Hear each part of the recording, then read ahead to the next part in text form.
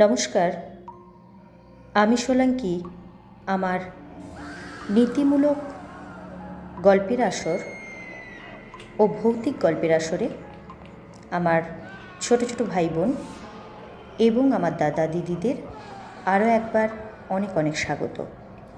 যিনারা আমার এই চ্যানেলে নতুন এসেছেন তাদের উদ্দেশ্যে বলবো, আজকের গল্পটা যদি ভালো লেগে থাকে তাহলে অবশ্যই আমাকে সাপোর্ট করার জন্য, আমার পাশে থাকার জন্য আমার চ্যানেলটা সাবস্ক্রাইব করে পাশে থাকা বেল আইকন প্রেস করে অল নোটিফিকেশান করে দেবেন। আর যিনারা আমাদের প্রতিনিয়ত বন্ধু তাদের উদ্দেশ্যে বলবো অসংখ্য ধন্যবাদ। আর যিনারা আজ নতুন এসেছেন আমার চ্যানেলে তাদের উদ্দেশ্যে বলবো ধন্যবাদ, সাথে সুস্বাগতম। তো বন্ধুরা, আজকে আমরা যে গল্পটা দেখব, গল্পটার নাম হলো ডিসেকশন রুমে।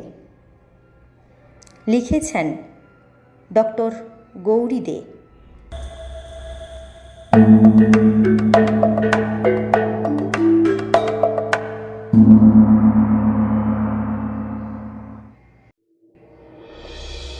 ডিসেকশন করবার জন্য মড়ার ওপর থেকে ঢাকাটা সরাতেই মেডিকেল স্টুডেন্ট মিলন একটু চমকে গেল।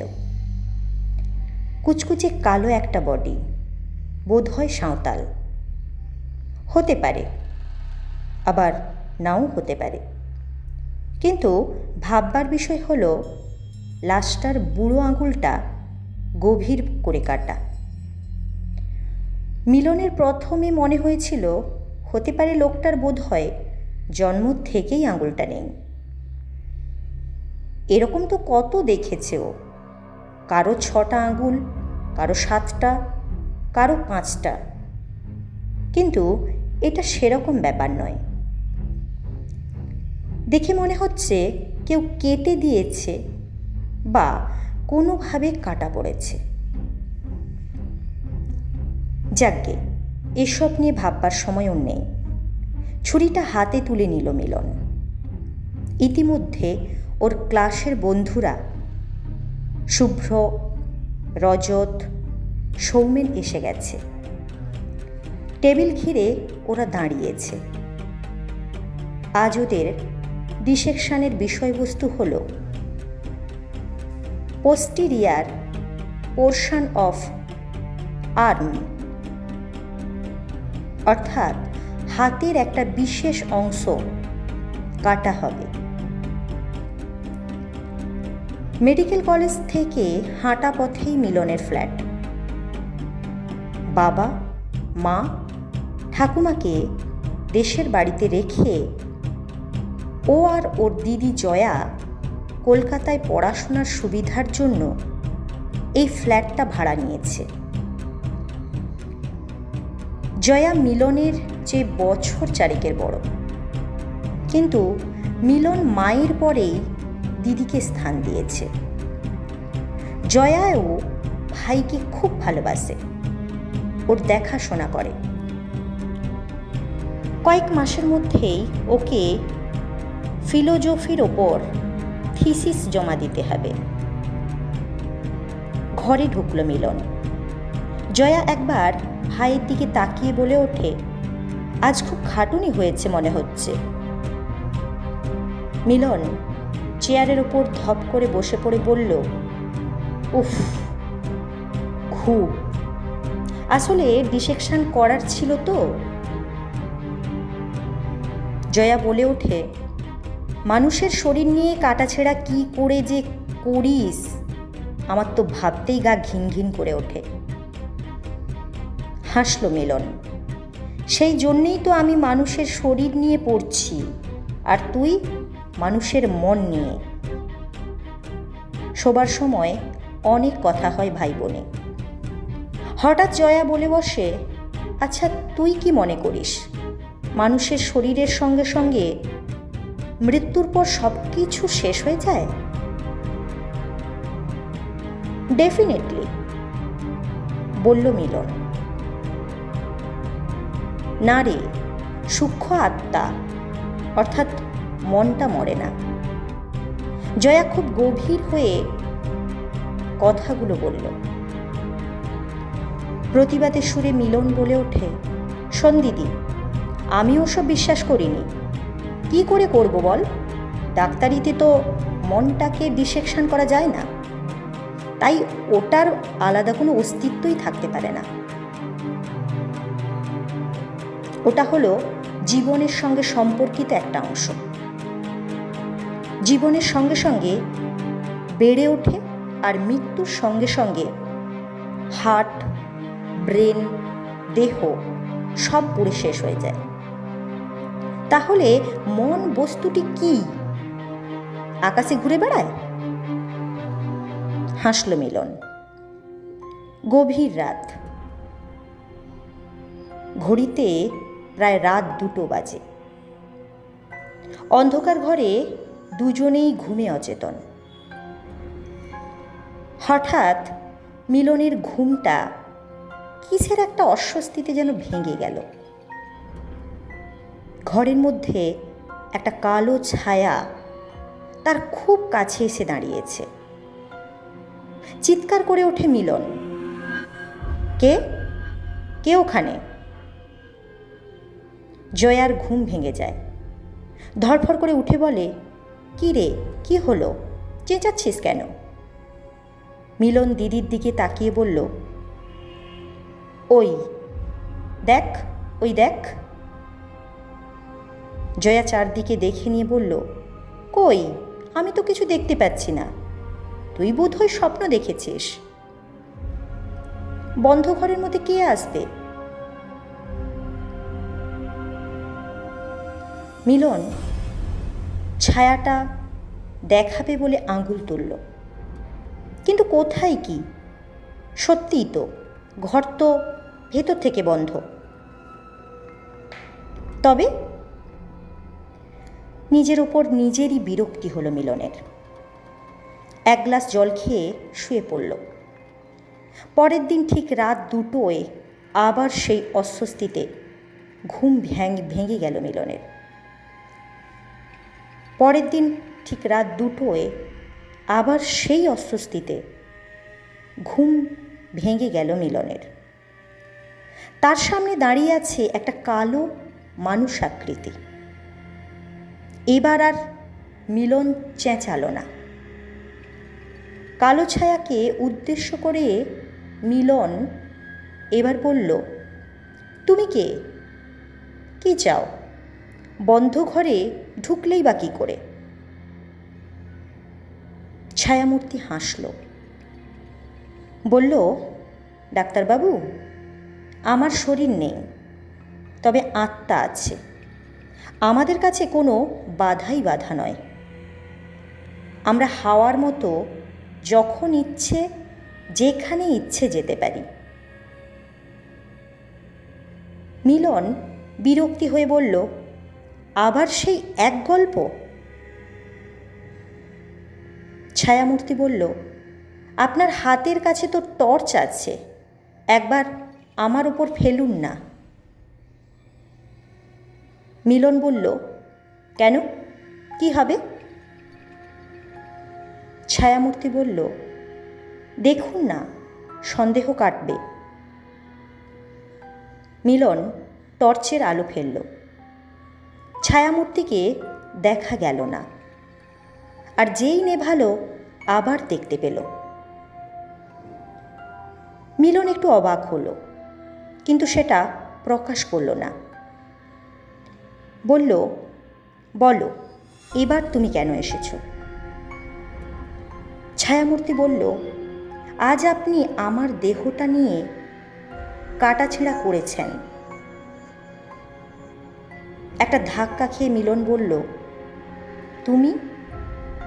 তুমি? হ্যাঁ ডাক্তারবাবু। ছায়ামূর্তি বলল, এ দেহটায় দেখেছেন বুড়ো আঙুলটা কাটা? আমি তাঁতি, তাঁত বুনে খাই। বুড়ো আঙুল না থাকলে মাকু ঘোরাতে পারবো না। তাই ওই আঙুলটা কেটে নিয়েছে। আসলে তাঁত বোনায় আমার খুব নামডাক হয়েছিল, তাতেই জামাল হোসেন হিংসেই জ্বলছিল। কিন্তু আমি এসব শুনে কি করব? মিলন বেশ বিরক্তি হয়েই বলে উঠল, দয়া করে আমার কথাটা একটু শুনুন ডাক্তারবাবু, নয়তো আমার আত্মা উদ্ধার হবে না। হিন্দুর সৎকার না হলে নরক বাস হয়। আমি জানি কাটা ছেঁড়ার পর আপনারা ওটার সৎকার করবেন, কিন্তু তার আগে আপনাকে আমার কাটা আঙুল জুড়ে দিতে হবে। অঙ্গহানি হয়ে মরলে আমার আত্মা ঘুরে বেড়াবে, শান্তি পাবে না। কিন্তু আমি কি করব? আমায় এসব বলার মানে কি? মিলনের কথা শুনে ছায়াশরীর বলল, একটাই অনুরোধ, আমার আঙুলটা জুড়ে দিন। বলছো কি? তোমার কাটা আঙুল আমি জুড়ব? কোথায় পাবো? তাছাড়া এসব কাজ বেআইনি। তুমি যাও, শুধু শুধু আমায় বিরক্ত করো না। ছায়ামূর্তি বলল, কাটা আঙুল আমি আপনাকে এনে দেব, আপনি দয়া করে ওটা সেলাই করে দেবেন। আর আইনি কি বেআইনি আমি জানি না, আমি শুধু আপনাকে জানি, প্রতিশোধ না নিলে আমি শান্তি পাব না। মিলন বলল, আমি যদি এটা না করি তো তুমি কি করবে?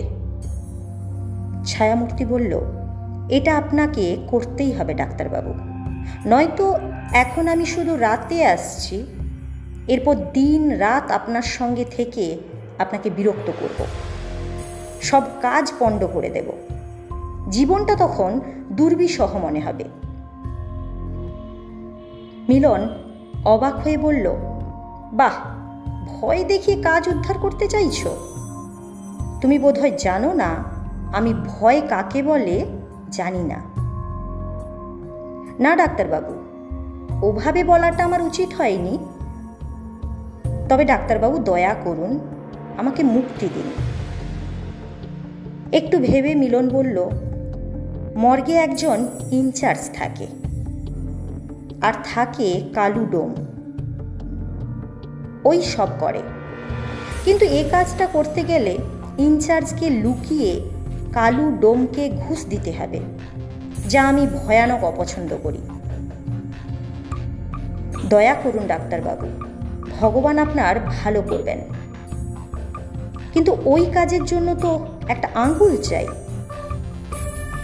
এসে যাবে, আপনি পরশুদিন লাশ কাটা টেবিলে ওটা পেয়ে যাবেন। মিলন আরও কিছু প্রশ্ন করতে চাইছিল, কিন্তু দেখল ছায়ামূর্তি অদৃশ্য হয়ে গেছে।